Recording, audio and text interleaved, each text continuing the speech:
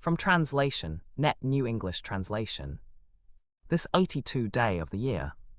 Today we are reading passages, Judges 13 to 15. Judges chapter 13, verses 1 to 25. The Israelites again did what was evil in the sight of the Lord. The Lord handed them over to the Philistines for 40 years.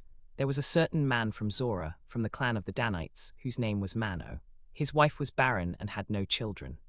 The angel of the Lord appeared to the woman and said to her, "You are barren and have not given birth, but you will conceive and give birth to a son. Now, please be careful not to drink wine or beer, and do not eat anything unclean. For you will conceive and give birth to a son, and you must not shave his head or cut his hair, for the boy will be a Nazirite dedicated to God from the womb. He will begin to deliver Israel from the power of the Philistines." The woman went and told her husband, "A man of God came to me. He looked like an angel of God. He was very frightening to me, but I did not ask him where he came from, and he did not tell me his name. He said to me, 'You will conceive and give birth to a son. Therefore do not drink wine or beer, and do not eat anything unclean, for the boy will be a Nazirite dedicated to God from the womb until the day he dies.' Then Mano prayed to the Lord, 'O my Lord, please let the man of God whom you sent come to us again, and teach us what we must do to the boy who will be born.' God listened to Mano, and the angel of God came again to the woman as she was sitting in the field. But her husband Mano was not with her.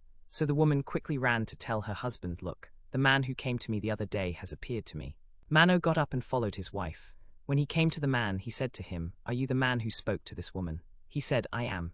Mano said, 'When your words come to pass, what should be the boy's rule and his work?' The angel of the Lord said to Mano, 'Your wife must be careful to do everything I told her. She must not eat anything that comes from the vine, nor drink wine or beer, nor eat anything unclean. She must obey everything I commanded her.' Mano said to the angel of the Lord, 'Please stay here while we prepare a young goat for you to eat.' The angel of the Lord said to Mano, 'Even if you detain me, I will not eat your food. But if you want to prepare a burnt offering, you must offer it to the Lord.' Mano did not know that he was the angel of the Lord. Mano said to the angel of the Lord, 'What is your name, so that when your words come to pass we may honor you?' The angel of the Lord said to him, 'Why do you ask for my name? It is wonderful.' Mano took a young goat and a grain offering and offered it on the rock to the Lord. As Mano and his wife were watching, something amazing happened to the flame that went up from the altar toward the sky. The angel of the Lord ascended in the flame of the altar, while Mano and his wife watched. When the flame went up toward the sky from the altar, the angel of the Lord disappeared from their sight. Mano realized that he was the angel of the Lord, so he said to his wife, 'We are surely going to die because we have seen God.' But his wife said to him, 'If the Lord had intended to kill us, he would not have accepted a burnt offering and a grain offering from our hand, nor would he have shown us all these things or announced these things at this time.' Mano said to his wife, 'We will certainly die, because we have seen God.'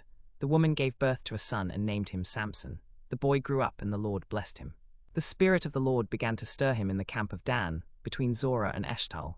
Judges chapter 14, verses 1 to 20. Samson went down to Timnah, and at Timnah he saw a young Philistine woman. When he returned, he told his father and mother, 'I saw a young Philistine woman in Timnah. Now, get her for me as a wife.'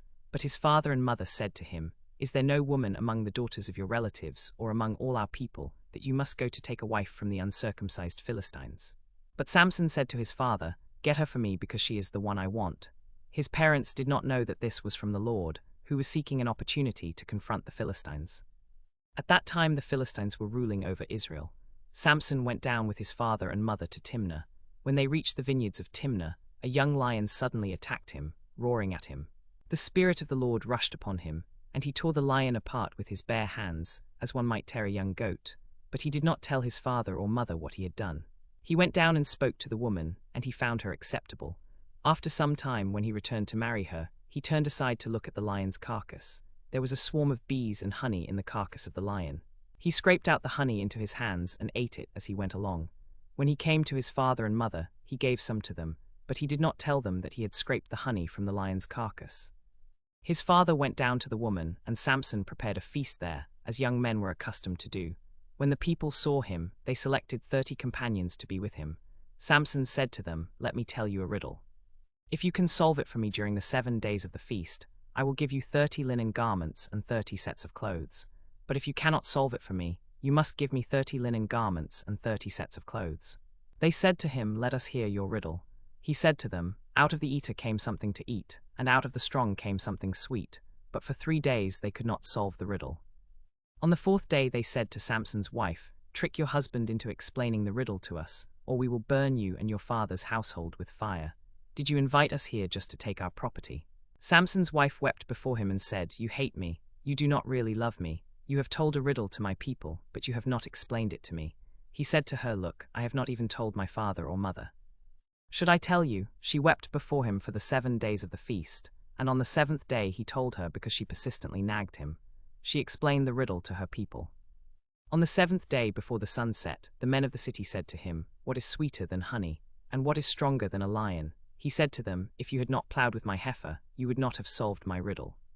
The Lord's Spirit rushed upon him, and he went down to Ashkelon and killed 30 of their men. He took their clothes and gave them to those who had explained the riddle. In anger he returned to his father's house. But Samson's wife was given to his best man, who had been his groom. Judges chapter 15, verses 1 to 20. Later, during the wheat harvest, Samson visited his wife with a young goat. He said, "I want to go into my wife." But her father would not allow him to enter. Her father said, "I really thought you hated her, so I gave her to your best man. Her younger sister is more attractive than she is. Take her instead." Samson said, "This time I have a right to be bitter toward the Philistines. I will certainly take revenge on them." Then Samson went and caught 300 foxes. He tied their tails together in pairs, and he attached a torch to each pair of tails.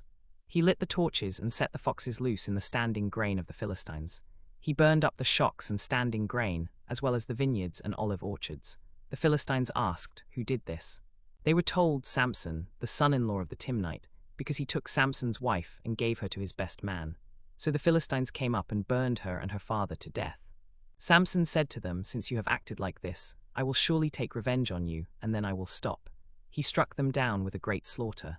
Then he went down and lived in a cave in the rock of Etam. The Philistines went up, spread out in the valley of Judah, and camped at a place called Lehi. The men of Judah said, "Why have you come to fight us?" The Philistines said, "We have come to take Samson prisoner, to do to him as he did to us." 3,000 men from Judah went down to the cave in the rock of Etam and said to Samson, "Do you not know that the Philistines rule over us? What have you done to us?" He said to them, "As they did to me, so I have done to them." They said to him, "We have come to tie you up and hand you over to the Philistines." Samson said to them, "Promise me that you will not kill yourselves." They said to him, "We will only tie you up and hand you over to you, but we will certainly not kill you." They tied him up with 2 new ropes and brought him up from the rock. When he came to Lehi, the Philistines shouted as they met him. The Lord's Spirit rushed upon him, and the ropes that were on his arms became like flax that is burned in the fire, and his bonds fell off. He found a fresh jawbone of a donkey and used it to strike down 1,000 men. Samson said, "With the jawbone of a donkey, a heap, a heap. With the jawbone of a donkey I have struck down 1,000 men." When he finished speaking, he threw the jawbone away. That place was called Ramath Lehi. Because he was very thirsty, he cried out to the Lord, saying, "You have given this great deliverance through your servant. Now must I die of thirst and fall into the hands of the uncircumcised?" But God opened up a hollow place in the Lehi, and water came out of it. When Samson drank, he regained his strength. So the spring was named En-Hakkore. It is still there in Lehi. Samson led Israel for 20 years in the days of the Philistines.